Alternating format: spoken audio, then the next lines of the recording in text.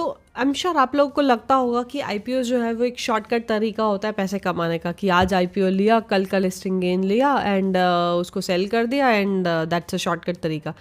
लेकिन क्या ये जो तरीका होता है बेसिकली गिरी हुई मार्केट में, क्या ये एप्लीकेबल है? क्या अभी की जो करंट मार्केट चल रही है, जिसमें कि मार्केट जो है वो करंटली गिर रही है, बहुत ही अनसर्टेनिटी है, इकोनॉमिक क्राइसिस चल रहा है, क्या इस मार्केट में भी इस टाइम पे भी हमें आईपीओज में अप्लाई करना चाहिए? और अगर करना चाहिए तो कैसे उसकी वैल्यूएशंस जो है, कैसे उसके बारे में हमें पता लगाना चाहिए? तो आइए जानते हैं इस वीडियो में। बेसिकली जो सबसे पहला तरीका होता है पता लगाने का कि आईपीओ जो नया जो आईपीओ आया है वो प्रॉफिटेबल होगा या नहीं होगा। तो सबसे पहले उसमें आप चेक कीजिए कि उसके अंदर सिर्फ अर्ली इन्वेस्टर्स और अर्ली प्रमोटर्स तो नहीं है, यानी कि उसके अलावा भी कोई है या नहीं है, कोई रिटेल वाला या फिर कोई और पर्सन जिसने उसके अंदर इन्वेस्ट किया है या नहीं है, या सिर्फ जो इन्वेस्टर्स हैं वही उसको सेल कर रहे हैं। एंड सेकेंड जो चीज़ होती है बेसिकली क्या कहीं ऐसा तो नहीं है कि आप लोग एक ऐसे इंसान से खरीद रहे हैं जिसने सिर्फ उसके अंदर अपना पैसा लगाया हुआ था एंड उसने अपना आईपीओ निकाल दिया, वो अपने इन्वेस्टेड पैसे को जस्ट कैश आउट करने की कोशिश कर रहा है।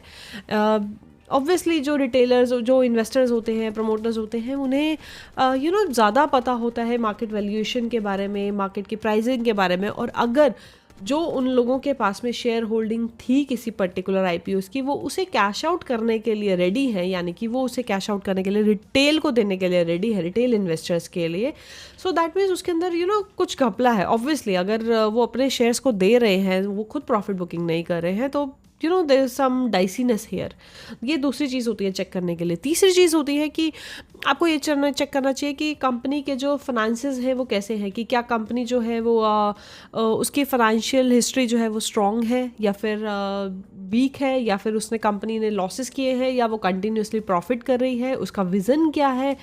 ये सारी चीज़ें जो होती हैं ये भी डिपेंड करती है कि आईपीओस की वैल्यूएशन क्या होगी। और फोर्थ जो सबसे इम्पॉर्टेंट फैक्टर होता है वो होता है comparison with the current market. Basically अगर सपोज किसी ने कंस्ट्रक्शन कंपनी का एक आईपीओ निकाला है, तो आप चेक कीजिए कि वैसे ही कंस्ट्रक्शन कंपनी के जो स्टॉक्स हैं जो मार्केट में ऑलरेडी प्रेजेंट हैं, जो ऑलरेडी लिस्टेड हैं, वो किस प्राइस पे बिक रहे हैं। फॉर एग्जांपल आईपीओ निकला है 500 रुपीज़ के बेसिस पे एंड करंटली जो मार्केट में प्राइजेस हैं दैट इज़ अराउंड 300, 350, 400 के बेसिस पे है। दैट मीन्स वो ऑलरेडी अपने जो प्राइजेस लॉन्च कर रहा है वो हायर वैल्यूएशन पे लॉन्च कर रहा है as comparison to the peers. एक कंपनी जो कि कंस्ट्रक्शन में है या किसी और में है, जो आपको सस्ता दे रही है स्टॉक प्राइस, वो ही आईपीओ आपको महंगा दे रहा है।